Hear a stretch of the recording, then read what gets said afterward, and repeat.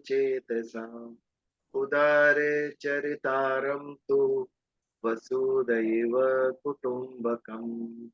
ॐ स्वस्ति न इन्द्रो वृद्धश्रवाः स्वस्ति न पूषा विश्ववेदाः स्वस्ति नस्तार्क्ष्यो अरिष्टनेमि स्वस्ति नो बृहस्पतिर्दधातु। ओम शांति शांति शांति।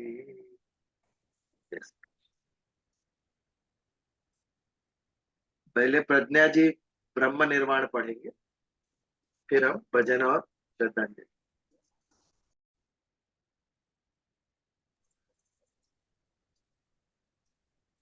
मैं नीता जी को निवेदन करूंगा कि 2 शब्द श्रद्धांजलि के कहें और एक भजन फिर सुनाए। આપણા ભગવદીય સત્સંગી કનકબેન એમના પતિ ગૌલોકવાસી થયા, એટલે એની માટે તો હું જાણી નથી, પણ હું કનકબેન માટે થોડાક 2 શબ્દ કહેવા માંગુ છું. તો કનક એટલે સોનું. સોનાને તપાવો, કાપો, છતાં તે બીજાને આનંદ જ આપે છે. ઘરેણા પહેરો એટલે ખુશ, બીજાને આનંદ આપો તે જ તેનો સ્વભાવ છે. તેમ આપણા ભગવદીય કનકબેનનો સ્વભાવ પણ સોના જેવો જ છે. તેમના પતિ ઘણા ટાઈમથી બીમાર હતા, છતાં ગીતાજીના ક્લાસ ભરે ત્યારે ખુશ જ હોય. તેમના પતિની બીમારી છતાં હસતા હસતા ક્લાસ ભરવા તે જ સમતા યોગ છે. આજે કનકબેનને ફોન કર્યો, તે એટલી સરસ વાત કરી. નીતા ભાભી, આપણે આટલું સાંભળીએ ભણીએ તો પછી જીવનમાં હું ન ઉતારું તો હું સાધક જ ન ગણાવ. હજુ તો 6 જ દિવસ થયા છે. સ્વસ્થ રહેવું બહુ જ કઠિન છે. તેને વાત કરી એટલે ઘણું જ સારું લાગ્યું. તેમના પતિ પંકજભાઈને ઈશ્વર સદગતિ આપે તેવી પ્રાર્થના સાથે હું વિરમું છું. હવે હું એમની માટે એક ભજન બી ગાઉં છું. मत इतराओ मन बावरे के एक दिन सब मिट जाना है। आए जिस दिन प्रभु की पुकार, आए जिस दिन प्रभु की पुकार, हमें जग छोड़ के जाना है। मत इतराओ मन बावरे के एक दिन सब मिट जाएंगे। इतनी जतन से इतनी लगन से जग अपना तूने बनाया, सच्चाई जीवन की कड़वी बहुत है, तू ये समझ ना पाया। जो आज ये तेरा है, जो आज ये तेरा है, वो कल दूजे का हो जाना है। मत इतराओ मन बावरे के एक दिन सब मिट जाना है। ए तेरी काया, ए तेरी माया, कुछ भी ना हरदम रहेगा। बीता समय तो जो तेरे प्यारे, कोई न साथी बचेगा। तू अकेला ही आया था, तू अकेला ही आया था, अकेला ही तुझे जाना है। मत इतराओ मन बावरे के एक दिन सब मिट जाएंगे। नेकी तू कर जाए जीवन सवर, अपनी दुनिया को अब तू सजा ले। जीवन का मतलब ये ही है प्यारे, सबको तू अपना बना ले। यही नेकी तेरी अंकुश, यही नेकी तेरी अंकुश, करेगा याद जमाना रे। आए जिस दिन प्रभु की पुकार, हमें जग छोड़ के जाना है। कृष्ण कन्हैया लाल की जय।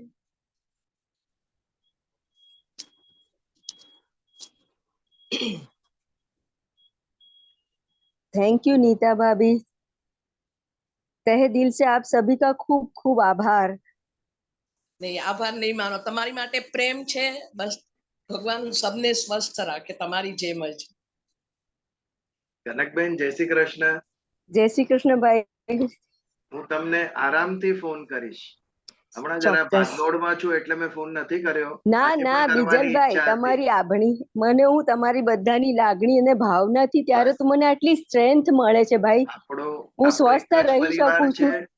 છું। અમે બધા તમારી સાથે છે. મને ખબર છે ઘણા વખતથી એ બીમાર હતા.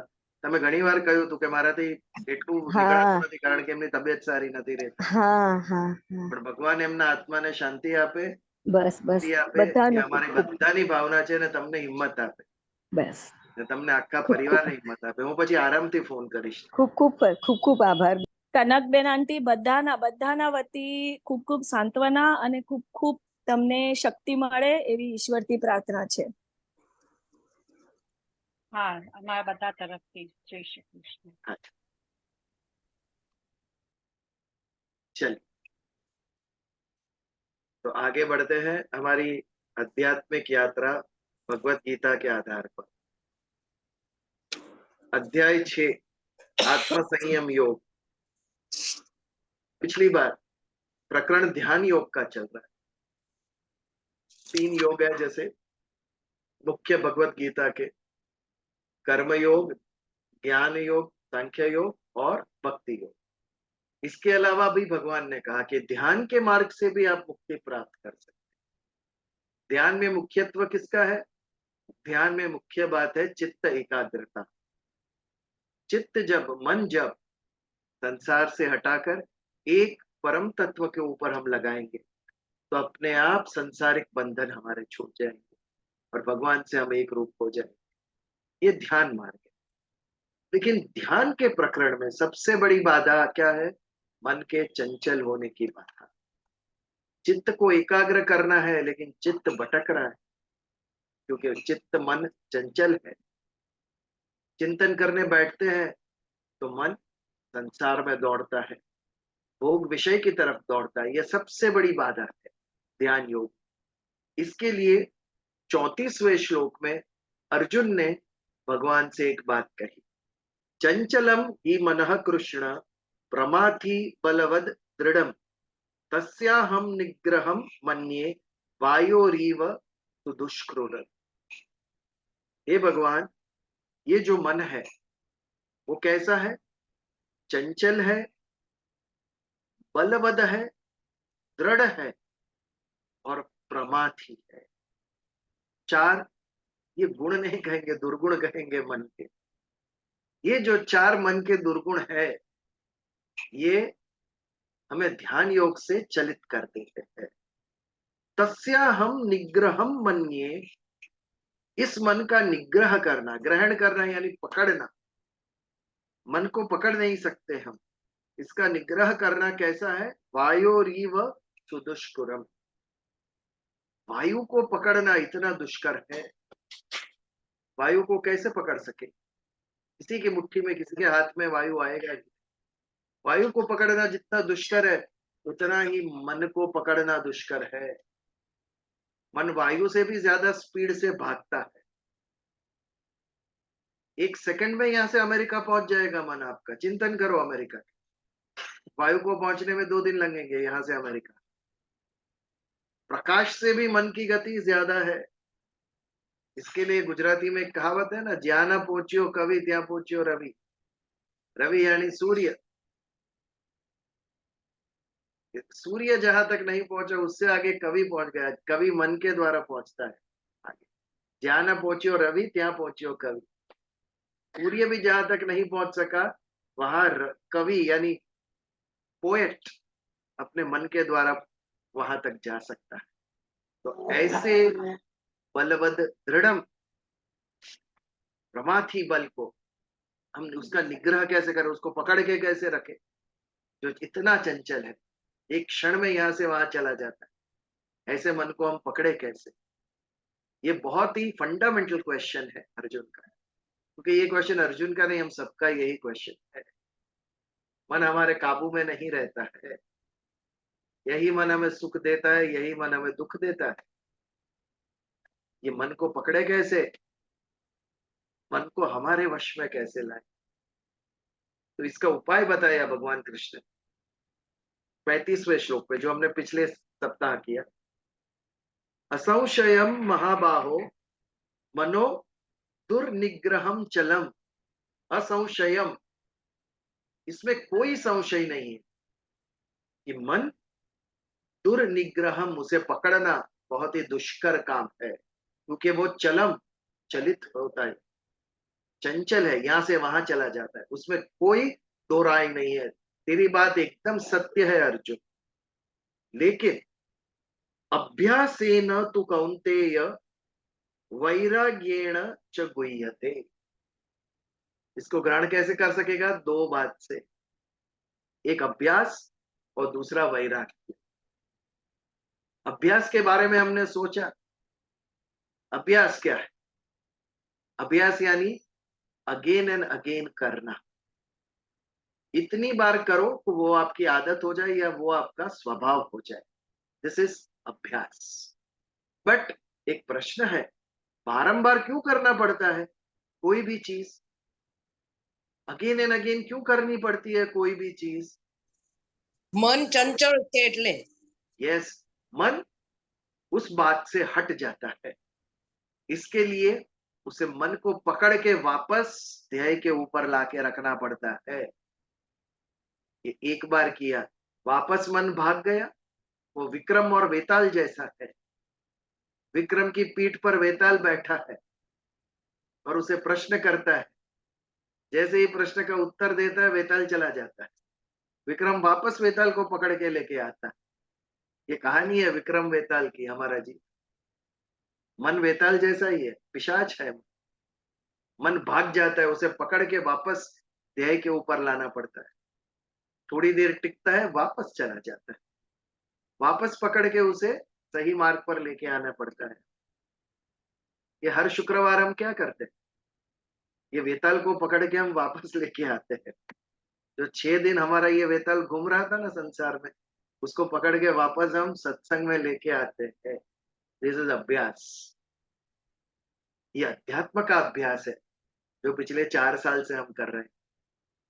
मन जो भाग जाता है 6 दिन, उसे पकड़ के 7वें दिन वापस लेके आता है कि देख तेरा उद्देश्य जीवन का ये मार्ग पे चलना है तुझे। तो दिस इज अभ्यास। मन जो भटक जाता है उसे पकड़ के अगेन एंड अगेन, फिर उसे ध्येय के ऊपर लाके रखने का, ये अभ्यास है। ये अभ्यास के द्वारा ध्यान सिद्ध होगा। जब जब ध्यान करने बैठे और मन भाग गया, उसे पकड़ के वापस लाओ। दूसरा प्रश्न, लेकिन मन भाग क्यों जाता है? क्योंकि मन को संसार के प्रति, संसार में जो विषय है, संसार में जो भोग है, उसके प्रति आकर्षण होता है, इसके लिए मन भाग जाता है। तो यदि ये आकर्षण ही निकाल दे तो मन भागेगा ही नहीं। मन भागेगा नहीं तो अभ्यास की आवश्यकता ही नहीं रहेगी। तो इसको कैसे करें हम, कि विषय के प्रति मन आकृष्ट न हो? इसके लिए उपाय बताया वैराग्य। राग यानी आकर्षण, अटैचमेंट, आसक्ति। ये जो आसक्ति है वो मिटाने के लिए वीतराग होना आवश्यक है।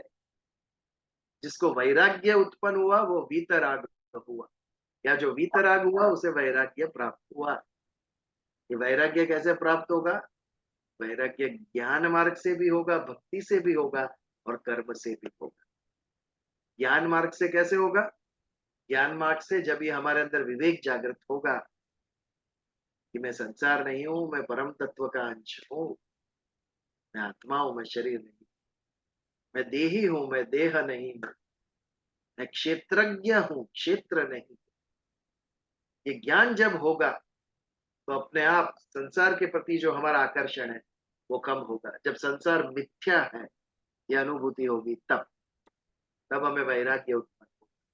या फिर कर्म योग के द्वारा, कर्म योग में हम क्या करते हैं, ज्ञान योग में, ज्ञान के द्वारा हम देह से दूर हो जाते हैं, मैं आत्मा हूं, मैं देह नहीं। और कर्म योग में ये देह को हम धर्म के लिए, समाज के लिए, ईश्वर के लिए समर्पित करते हैं। मैं जो जी रहा हूं इसके पीछे मेरे स्वयं की कोई भी इच्छा नहीं है। मैं समाज के लिए जी रहा हूँ, मैं धर्म के लिए जी रहा हूँ, मैं ईश्वर के लिए जी रहा हूँ, क्योंकि ये जो शरीर मिला वो ईश्वर प्रभु आपने दिया है, तो उसको आपके कार्य में लगाऊंगा। इस स्वार्थ भाव को निकाल के परमार्थ जब हमारे अंदर आएगा, तब वो संन्यास, सम्यक न्यास इति संन्यास। अच्छा न्यास यानी त्याग, अच्छा त्याग किया। कौन सा त्याग किया मैंने? खाने पीने का त्याग नहीं करना है, कपड़ों का या आभूषण का त्याग नहीं करना है। त्याग आपकी स्वार्थ वृत्ति का करो। स्वार्थ वृत्ति की जगह जब परमार्थ वृत्ति आ जाएगी, तब कर्मयोग होगा। ये मेरा जीवन आज से मेरे लिए नहीं है, लेकिन ये लोकार्पण, कृष्णार्पण, अन्य के लिए आज से मैं जीऊंगा। ये जिसका भाव होता है वो सन्यासी। ये कर्म योग, निष्काम भाव से कर्म करता है सन्यासी। और भक्ति से भी वैराग्य आता है। जब हम ईश्वर से एक रूपता की अनुभूति करते हैं, भगवान मैं हूं ही नहीं, ये जो मेरा अस्तित्व है वो तेरा ही अंश है, तू और मैं एक ही हूं। ये भाव जब आ जाए, जब हमारा अहम ईश्वर में विलीन हो जाए, तब भक्ति योग उत्पन्न होता है। जब मैं रहता ही नहीं, मैं तू बन जाता, तत्त्वमसि अहम ब्रह्मास्मि, ये परम भक्ति है। मैं और ईश्वर हम अलग है ही नहीं। ये भक्ति आती है तब भी वैराग्य होता है। तो ज्ञान कर्म भक्ति तीनों हमें संसार से छूटने का उपाय बताते हैं। तो जब संसार से संबंध छूटेगा हमारा, तो अपने आप वैराग्य उत्पन्न होगा। ये वैराग्य उत्पन्न होगा तब जाके ध्यान हमारा सिद्ध होगा, क्योंकि वैराग्य उत्पन्न हुआ तो अभी मन हमारा भटकेगा नहीं। विश्व में दो ही तत्व है, चैतन्य तत्व और जड़ तत्व। यदि जड़ तत्व से हमारा संबंध टूट गया तो अपने आप हमारा संबंध चैतन्य तत्व से एक रूप हम हो जाए। दिस इज वितराग, दिस इज वैराग। और ये दो तत्व के द्वारा हमारा ध्यान सिद्ध होगा। ये था हमारा 35वां श्लोक। भगवान ने अर्जुन को उपाय बताया।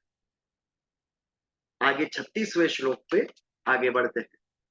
ये भी भगवान ही कहते हैं अर्जुन को, असंयतात्मा असंयतात्मना योगो दुष्प्राप इति मे मतिः पश्यात्मना तु यतता शक्यो अवाप्तुम उपायतः। यही बात का कंक्लूजन करते हैं भगवान।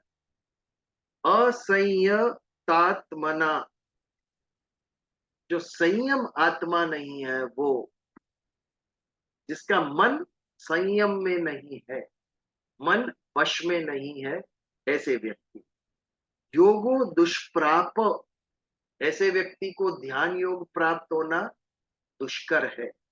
इति में मति, ये मेरा विचार है। मति यानी विचार।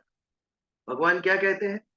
जिसका मन वश में नहीं है उसके लिए ध्यान योग प्राप्त होना दुष्कर है, ये मेरा मत है। इति में मति यानी ये मेरा मत है।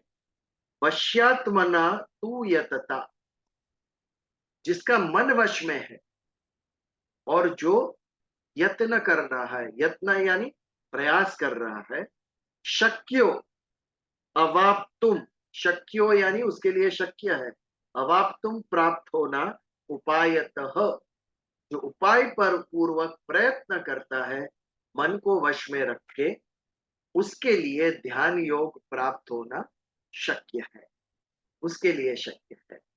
तो मूल कहाँ आके अटकता है? मन को वश में रखना, यहाँ पे बात आके अटक है। हमारा मन वश में है, चलो हाथ ऊपर करो, किसका मन वश में है? कितने लोग ये चैलेंज उठाने को तैयार है कि मन हमारा वश में है? हम सब साधक है, हम सब उस मार्ग पे चल रहे हैं। अभी तक मुझे तो नहीं लगता किसी का मन वश में हुआ। मन वश में होना यानी क्या? मन वश में होना किसे कहेंगे? एक दो उसके लक्षण आप बता सकते हो कि ये करेंगे तो मन वश में हो गया? સંસારમાં આસક્તિ ન હોય તો हाँ, ओके, यानी क्या? કોઈ પણ ઈચ્છા ન થાય. इच्छा ना था, उस जो आसक्ति न हुई कि इच्छा न हुई, वो मन को उपराम कर दिया। व्हाट इज उपराम? मन ने अपना कार्य करना छोड़ दिया, मन संसार से हट गया। दैट इज उपराम, दैट इज उपरति, दैट इज मन इच्छा करना छोड़ दी, यानी मन ने कार्य करना छोड़ दिया। यहाँ पे प्रश्न क्या है? मन को वश में करना है, अर्थात मन को मारना नहीं है। मन का जो कार्य है वो कार्य करना बंद नहीं कर देना है, लेकिन ભગવાનના उसको ચરણોમાં कंट्रोल में रखना है। ભગવાનના ચરણોમાં સોંપી દેવાનું મનને. आ એનો उपाय થયો। नहीं, वश में रखना यानी क्या? हाँ? मोह का क्षण होता है, मोह का क्षण होता है, उस वक्त मन को You are- मोह से दूर रखना। You are not clear, प्रज्ञा। जब जब मोह का क्षण होता है, हाँ, उस वक्त मन को उस मोह से दूर रखना, यानी हम जो कार्य करते भी हैं तो भी उसके परिणाम से अपने आप को डिटैच रखना। वो कार्य कर्मयोग कर- वो है कि फल की हाँ, अपेक्षा लेकिन ना करना, मोह- डिटैच रहे। मोह के क्षण में अपने मोह मन के को वश क्षण में में। रख। ओके, जब मोह उत्पन्न होता है तो उसे आकृष्ट नहीं होना, तब उसको वश में रखना। मोह तो उत्पन्न होता ही है क्योंकि मन का वो कार्य है, तो उस वक्त मन के बहाव में ना आ जाना। प्रज्ञा जी का ये कहना है। और कुछ भक्ति। ट्राई करना कहेंगे? भक्ति भक्ति जो सतत भक्ति करते रहते हैं, जैसे हाँ, रामदास को देखो आप या संत नामदेव को देखो, जो वो उन्हें यही नहीं पता है कि वो कब भक्ति नहीं कर रहे हैं, उनकी कांस्टेंट भक्ति में वो लीन रहते हैं, इसीलिए उनका मन किसी भी चीज से जरूरत से ज्यादा आसक्त भी नहीं होता है, क्योंकि वो ऑलरेडी भगवान में कंप्लीटली जुड़ा हुआ है। हाँ, ये सब उपाय है वश में रखने के। गीता ने ड्युअलिटी कहा से वो भी उपाय है, ये इसके द्वारा हम मन को वश में रखेंगे, लेकिन मन को वश में रखना क्या है? This is what I am asking. Duality से मन को दूर रखना, द्वंद्व से दूर रखना। द्वंद्व से दूर रखना कि सुख और दुख और यस और नो, वो दोनों से एक्सेप्टेंस जिससे रहेगा, दैट विल बी, थोड़ा एफर्ट लेके मन को कंट्रोल कर सकते हैं। द्वंद्व से ये अलग रहना, द्वंद्व से अलग एक्सेप्टेंस। हो जाना। हाँ, ये भी एक्सेप्ट द परिस्थिति को हम स्वीकार करते हैं, स्वीकार, परिस्थिति द्वंद्व का से स्वीकार। मुक्त। हाँ, और कुछ या आगे बढ़े? चलिए, वश में करना क्या है मन को? मन को मारना नहीं है, मन की इच्छाओं को दबा देना नहीं है, उसके जो फल है उससे आसक्ति करना नहीं है, अनासक्त होना है। ये सब उपाय है, लेकिन मन को वश में करना यानी उसमें 3 बातें आती है। सबसे पहले मन को किसी और जगह से उठा के किसी और ध्येय पे लगाना, ये हमारे कंट्रोल में होना चाहिए। सिंपल एग्जाम्पल हमारा सत्संग का। आप लोग हर रात 9:15 बजे मन आपका कहाँ होता है? विचार कीजिए। कई अलग अलग जगह, कभी रेस्टोरेंट में होंगे, कभी मूवी में, कभी किसी से फोन पे फ्रेंड से बात कर रहे होंगे, कभी कुछ घर का काम कर रहे होंगे। लेकिन शुक्रवार को क्या होता है? मंगलवार को क्या होता है? सॉरी, मंगलवार को 9:15 बजे हम मन को उन सब चीजों से हटाकर सत्संग में लगाते हैं। ये मन को वश में किया। ये उसका पहला पॉइंट। ये पहला पॉइंट उतना दुष्कर नहीं है। लगाने के लिए हम मन को कहीं भी लगा देते हैं, हम कितनी नई नई चीजें ट्राई करते हैं, लेकिन मन टिकता है सभी चीज पर? जितने नई नई चीजें आपने ट्राई की, यहाँ पे गए, कहीं सत्संग में गए, कहीं कीर्तन में गए, कहीं स्वाध्याय में गए, मन को लगाया आपने तभी उधर आप गए, लेकिन टिके उधर आप? टिके कहाँ पर? टिके जहां पर मन को आपने जिधर लगाया है वहां लंबे समय तक लगाने में आप सक्षम होते हैं। ये उसका दूसरा पॉइंट। तब आप कहेंगे कि मन को वश में किया। एक तो एक जगह से उठा के एक ध्येय के ऊपर लगाया, उसके बाद उसी ध्येय के ऊपर आपने उसको टिके हुए रहने दिया, आपने लगा के रखा उसको उस ध्येय पर। यह बहुत दुष्कर है। कई बार हम मार्ग पे बहुत उत्साह से शुरू होते हैं, यात्रा शुरू करते हैं, लेकिन कुछ देर चलने के बाद मन हट जाता है वहां से। और ये जब होता है तो लक्ष्य सिद्धि होती नहीं। मन को टिकाए रखना ध्येय के ऊपर, दैट इज सेकंड पॉइंट, और ये बहुत दुष्कर है। लगाना आसान है बट उस पे ऊपर टिकाए रखना, ये जो टिका के रख सकता है ध्येय के ऊपर, वो कह सकते हैं कि उसने मन को वश में किया। पहले मन को लगाना, लगाने के बाद उसके ऊपर टिकाना, और तीसरी बात मन को किसी जगह से हटाना, ये भी मन को वश में किया आता है। ये किसके लिए आवश्यक है मन को हटाना? व्यसनियों के लिए। हटा सकते हैं मन को व्यसन में से? नहीं हटा सकते। दैट मीन्स उनका मन वश में नहीं है।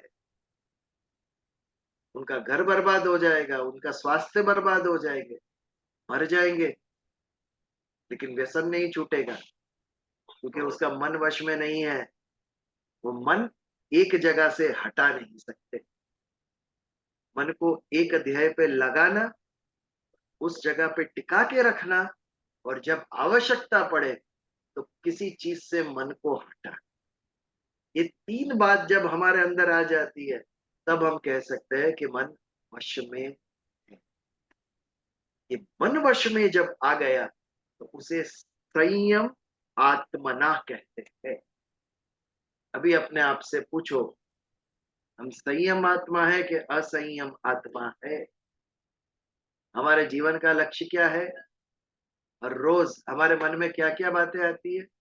अच्छा खाना, अच्छा पहनना, अच्छा घूमना, लोगों से अप्रिसिएशन मिले, हमारी वाहवाह हो, ये सब चीजें हमें पसंद। खाना पीना पहनना घूमना, यही सब हमारे जीवन के लक्ष्य हो गए। इसीलिए और संसार के अंदर हम डूब रहे हैं। ये सारी बातें कुछ समय के लिए आपको सुख देगी, अल्प समय के लिए सुख देगी, लेकिन परमानेंट सुख कभी नहीं मिलेगा इन चीजों से। कितना भी घूमो, क्या सारा जीवन घूमते रहोगे? वापस घर तो आओगे। अमेरिका नहीं गया मैं तो नहीं गया, क्या फर्क पड़ा? मेरे जीवन का ध्येय क्या होना चाहिए? एक अच्छा व्यक्ति बनूं, मैं ज्ञान संपादन करूं, मेरा मन शुद्ध हो, मेरा चरित्र अच्छा हो, मेरा स्वभाव अच्छा हो। ये मेरे जीवन का लक्ष्य होना चाहिए। ये नहीं कि मैं कहाँ घूमा और कहाँ नहीं, कौन सी रेस्टोरेंट में खाया, कौन सी रेस्टोरेंट में नहीं। सारा विश्व घूमा पर लेकिन जब उम्र हुई तो एक बेडरूम में पड़ा हूं, कोई पूछने आता भी नहीं मुझे। ये कैसा जीवन है मेरा? मनुष्य है हम। हमें आनंद कहाँ से मिलता है? एक मनुष्य को दूसरे मनुष्य से सबसे ज्यादा सुख मिलता है। कितने लोग हैं आपके साथ? ये बात सिद्ध करेगी कि मैंने जीवन कैसे जी। कलयुग है, भोग को महत्व मिल रहा है, त्याग को नहीं। जो असत है वो सत्य बन के प्रस्थापित हो गया। बड़ा कौन होना चाहिए? जो त्याग करता है वो बड़ा होना चाहिए। आज जो ज्यादा भोग करता है वो बड़ा। इसके लिए सम्मान किसको मिलता है? जिसके पास चार गाड़ी है उसको सम्मान मिलता है। तो सारा संसार चला है चार गाड़ी लेने के लिए।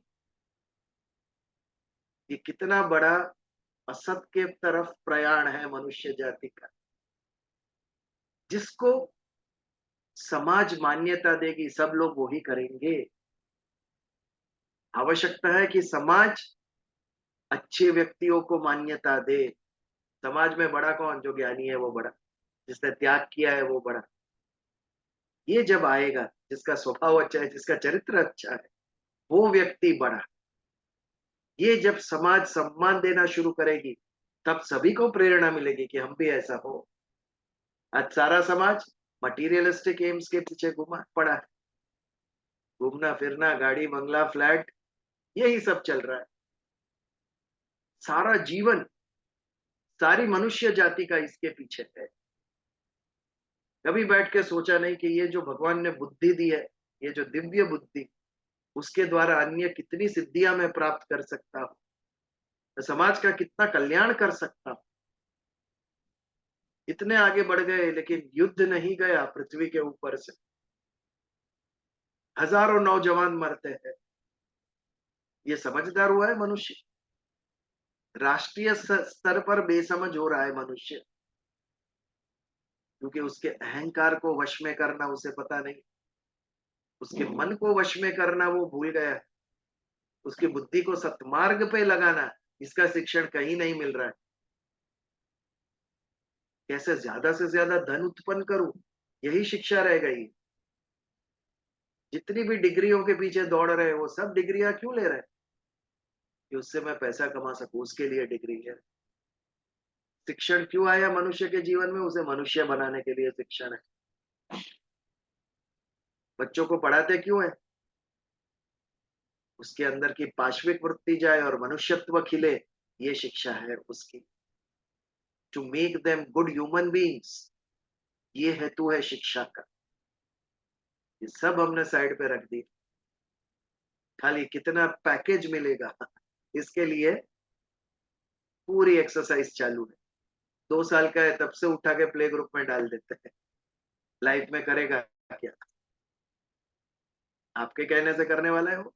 भगवान ने उसे भी दी है समझ, उसको भी मन है और उसकी भी बुद्धि है। आप क्यों सब कुछ अपने सिर पे ले रहे हो? तो जीवन की समझ ये जब उल्टी हो गई है, विपरीत हो गई है, तब मनुष्य अपने स्वभाव से दूर हट गया।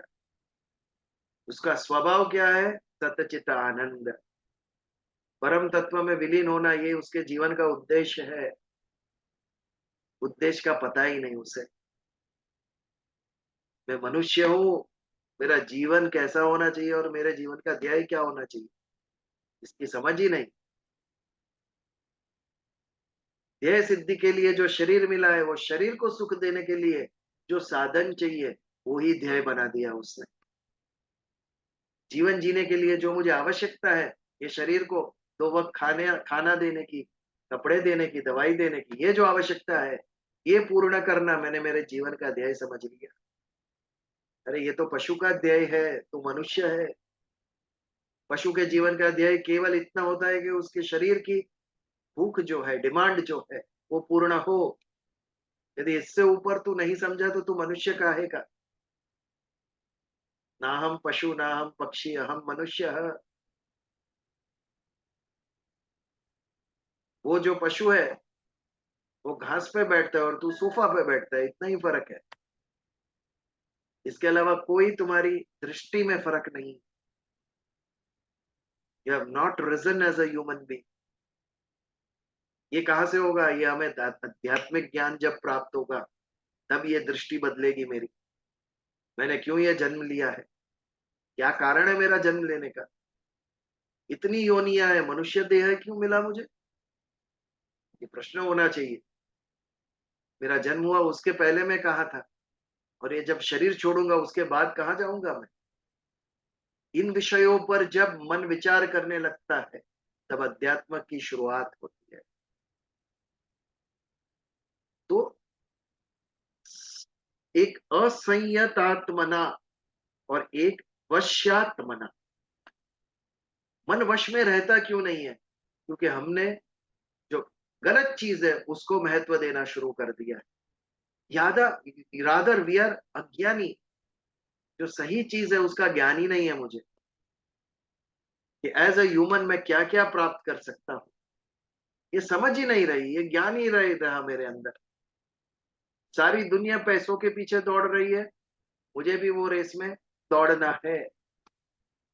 मैं भी 4 पैसे कमाऊंगा तब मेरे जीवन का ध्येय सिद्ध होगा। ये भ्रांति मन के अंदर आ गई है। तो ये जब समझ आएगी हमें, तब अपने आप हमारा मन वश में होना शुरू होगा। संसार जो खींचता है मन को, अपने आप उसके साथ हमारा संबंध छूटने लगेगा। तब हम अपने मन को ईश्वर में लगा सकेंगे। केवल लगा ही नहीं सकेंगे, उसको वहां पर टिका भी सकेंगे, और जीवन के जो अन्य भोग है वहां से उसको हटा भी सकेंगे। हमारे सामने जब विकल्प आ जाता है, द्वंद्व जिसे कहते हैं, तभी हमारी टेस्ट होती है। मंगलवार को 9:15 सत्संग है, और फ्रेंड का फोन आया आज 9:15 मूवी देखने जाना है, टिकट्स आई है। तब द्वंद्व आ गया हमारे सामने, पिक्चर देखने जाए या सत्संग करे। दैट इज अवर परीक्षा, दैट इज अवर टेस्ट, कि मन हमारा वश में है कि नहीं है। जब तक संसार का महत्व है, जब तक आसक्ति है, तब तक मन वश में नहीं रहेगा। लेकिन जब दृढ़ मन कभी होगा, जब हम मन को लगा सकेंगे, उसको टिका सकेंगे, और जहां नहीं रखना है वहां से हटा सकेंगे, ऐसे व्यक्ति हम बनेंगे। तब हम वश्यात मना तू यतता, ये प्रयत्न से आता है, समझने से नहीं आएगा। समझने से आपको खाली पता चलेगा कि ये मुझे करना है। यहां पर जो समझते हो, आने वाले सप्ताह उसे जीवन में उतारो, प्रयोग करो अपने आप के साथ, कि मन में अगले 6 दिन में मन को वश में रख सकता हूं कि नहीं। You have to do an experiment on yourself. अपने आप पे प्रयोग करो। ये प्रयोग करोगे, शायद निष्फल भी होगे, डजंट मैटर, वापस करो। अभ्यास करना है, भगवान ने कहा। तब तक करो जब तक आप मन को वश में ना कर लो। ये यदि नहीं होता है तो सुनने और समझने से जीवन में सिद्धि प्राप्त नहीं होती, करने से होती। इच्छा करने से कुछ प्राप्त नहीं होता है। इच्छा को कर्म में रूपांतरित करोगे तब फल मिलेगा आपको। फल केवल कर्म करने से आता है। इसके लिए कर्मण्येवाधिकारस्ते, ये ये मुख्य श्लोक बना भगवत गीता का। कितना भी ज्ञान हो, यदि उसके ऊपर आप कर्म न करो तो वो ज्ञान का कोई महत्व नहीं। कर्म यही हमें फल दिलाएगा, यही हमें यश दिलाएगा, यही हमें मुक्ति दिलाएगा। ये कर्म करना होगा। कौन सा कर्म करूं, ये समझ होनी चाहिए। इसके लिए सत्संग, यहां से हम सीखेंगे, मिलकर सीखेंगे सब, कि कौन से कर्म करने हैं जीवन में, कौन से नहीं करने हैं, कौन से मार्ग पर चलना है मुझे, और कौन से मार्ग का त्याग करना है। ये समझ सत्संग से हमें प्राप्त करनी, बट वो समझ प्राप्त करके उसके ऊपर जीना आपको ही है। वहां पर कोई गुरु काम नहीं आएगा। भगवान कृष्ण को कहीं पर भी अर्जुन ने गुरु नहीं कहा है। भगवान कृष्ण ने सारे जीवन में कोई भी शिष्य नहीं लिया। महावीर ने शिष्य लिए, बुद्ध ने शिष्य लिए, जीसस के शिष्य थे द 12 अपोस्टल्स, जो पोप बने बाद, जिन्होंने चर्च की स्थापना की। एक ऑर्गेनाइजेशन खड़ा किया इन लोगों ने, संघ। बुद्ध ने कहा, संघम शरणम गच्छामि, धम्मम शरणम गच्छामि, बुद्धम शरणम गच्छामि। ये तो ध्येय है सन्यासी का। आज से जब मैं स्वयं के लिए नहीं जीऊंगा तो किसके लिए जीऊंगा? समाज के लिए। समाज यानी संगम शरणम गच्छामि। समाज से ऊपर मैं धर्म के लिए जीऊंगा, धर्म की सेवा करूंगा, धम्मम शरणम गच्छामि। और अंत में धर्म से भी ऊपर ईश्वर, ईश्वर के लिए मैं कर्म करूंगा। ये बुद्धम शरणम गच्छामि। समाज, धर्म और ईश्वर, ये 3 तत्व है। जब मैं स्वयं से, मेरे या मेरे परिवार के लिए जीता नहीं हूं, तो मैं ये 3 तत्व के लिए जीऊंगा, समाज के लिए, धर्म के लिए और ईश्वर के लिए। संगम शरणम गच्छामि, धम्मम शरणम गच्छामि, बुद्धम शरणम गच्छामि। गच्छामि यानी जा रहा हूं, तो उनके शरण में जा रहा हूं। ये तो सभी ने एक ऑर्गेनाइजेशन खड़ा किया, भगवान कृष्ण ने नहीं किया। क्यों? भगवान गुरु नहीं थे, वो भगवान थे। इसके गुरु से ऊपर का तत्व है भगवान, वो अंश अवतारी थे, वो विष्णु के। इसके वो परम ध्येय थे। गुरु हमें ध्येय तक लेके जाता है, जबकि कृष्ण स्वयं ध्येय थे मनुष्य के। वो साधन नहीं थे, गुरु साधन है। गुरु हमें मार्ग दिखाता है भगवान तक जाने का। भगवान कृष्ण स्वयं ध्येय थे जीवन के। ये कारण था उन्होंने कोई संघ की स्थापना नहीं। संघ की स्थापना करो यानी ये ही हमारा संघ है, हम यहाँ तक सीमित है। भगवान कृष्ण व्यापक थे, सारा ब्रह्मांड मेरा। केवल इतने लोग नहीं, केवल इतना संघ नहीं, वसुदैव कुटुंबकम, सारी पृथ्वी, सारी वसुधा, ये सब मेरे हैं। ये व्यापक भाव है, सीमित भाव। जो मुझे फॉलो करता है वो ही मेरे, यही लोग मेरे, इतना नहीं, व्यापक भाव, सभी मेरे हैं। तो असंयतात्मना योगो दुष्प्राप इति में मति, जिसका मन वश में नहीं है उसके लिए ध्यान योग प्राप्त करना बहुत ही दुष्कर है। लेकिन जिसका मन वश में है, जो प्रयत्न करता है, उसके लिए ये ध्यान योग प्राप्त करना शक्य है। तो ये था हमारा आज का 36वां श्लोक। इसके ऊपर यदि किसी को कोई प्रश्न है तो we can take it for 2 minute, या कोई कुछ इसके विषय में शेयर करना चाहते।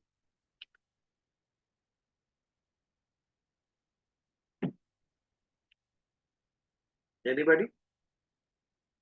ये मुझे हाँ जी, सॉरी या मुझे लगता है ये श्लोक बहुत ही महत्वपूर्ण है, क्योंकि अध्यात्म के लिए नहीं, in our practical lives also it Yes. is very necessary to focus at that moment, live in that moment, and Definitely. we should be able to switch, like as मैं एक स्त्री हूं तो एक स्त्री की तरह मैं विचार करती हूँ। तो स्त्री को अपने जीवन में बहुत सारे रोल्स प्ले करने होते हैं, कहीं वो गृहिणी होती है, कहीं माँ होती है, कहीं पत्नी होती है। जब घर से बाहर निकलती है अपने व्यवसाय में, अपनी नौकरी में, वो अलग रोल प्ले करती है। तो उस वक्त हमको, जिस वक्त जो रोल में हमको निभाना है अपना कर्तव्य, तो उस रोल में हमको पूर्णतः, उस रोल में हमको अपना मन एकाग्र करना पड़ता है।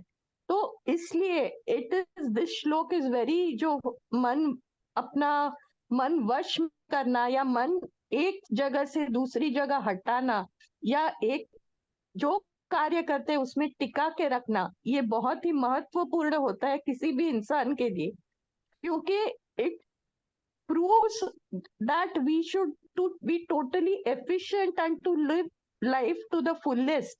हमको जो कार्य हम इस वक्त इस क्षण कर रहे हैं वो पूर्णतः, पूर्ण समर्पण के साथ, पूर्ण एकाग्रता के साथ करने के लिए ये श्लोक बहुत ही महत्वपूर्ण है, ऐसे मुझे लगता है। Yes, it is very true. कि भी switch संतो, roles. संतोष होवो जो है। हाँ, ये तो परम छे, ये वगैरह मानस सुखी ना था। हाँ, चलो, एनीथिंग एल्स कि आगे बढ़े? हमारे 33वें श्लोक की शुरुआत करते हैं हम। आज 10 हो गई है तो पूरा तो नहीं कर सकेंगे, लेकिन जस्ट उसकी शुरुआत करें।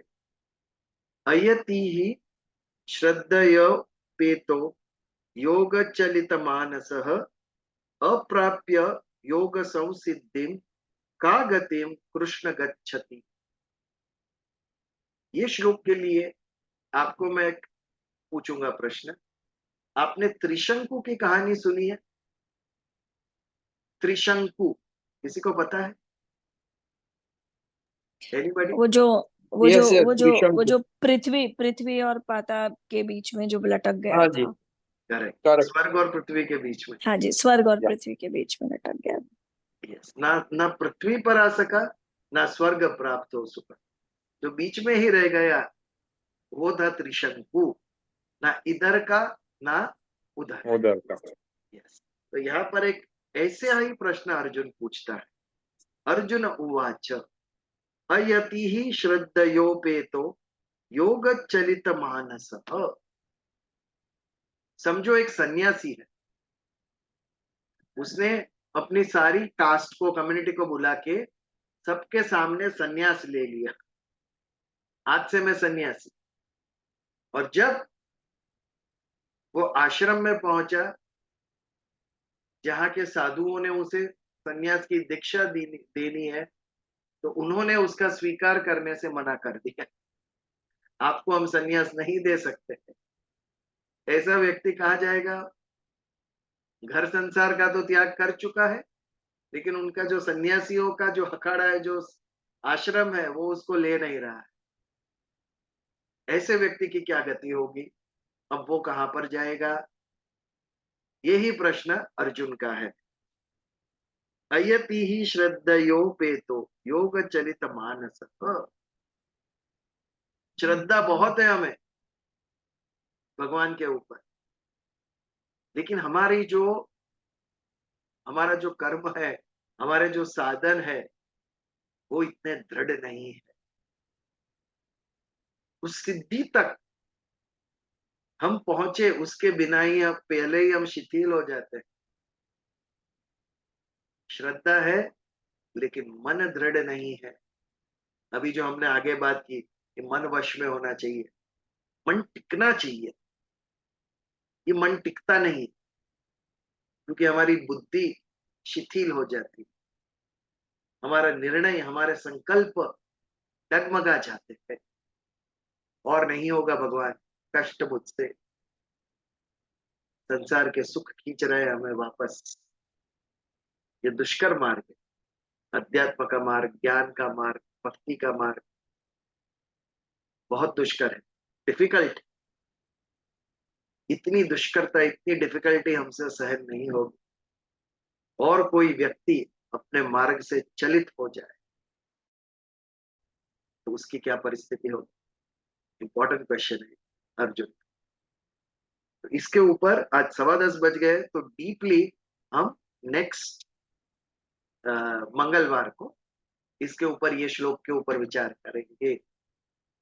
श्रद्धा तो सबको है, शुरुआत तो हम बहुत जोर से करते हैं, और नया मुर्गा होता है जोर से बांग मारता है, लेकिन दूसरे तीसरे दिन ठंडा हो जाता है। वैसी परिस्थिति हमारे सबकी है। तो जो अधवच्चे जे रही જાય છે એની શું ગતિ થશે, આ પ્રશ્ન છે અર્જુન। એ આપણે આવતા મંગળવારે જોઈએ। અને આ વિષયમાં તમારે લોકોએ પણ કઈ કહેવું હોય તો મોસ્ટ વેલકમ। ચાલો प्रार्थना करिए। करचरण कृतं वाक् कायाजं कर्मजं वा श्रवणनयनं च वा मानस वा पराधं विहितं वा सर्वमेतत् क्षमस्व।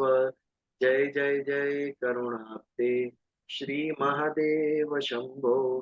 ओम शांति शांति शांति। जय जय श्री कृष्ण। जय श्री कृष्ण। जय श्री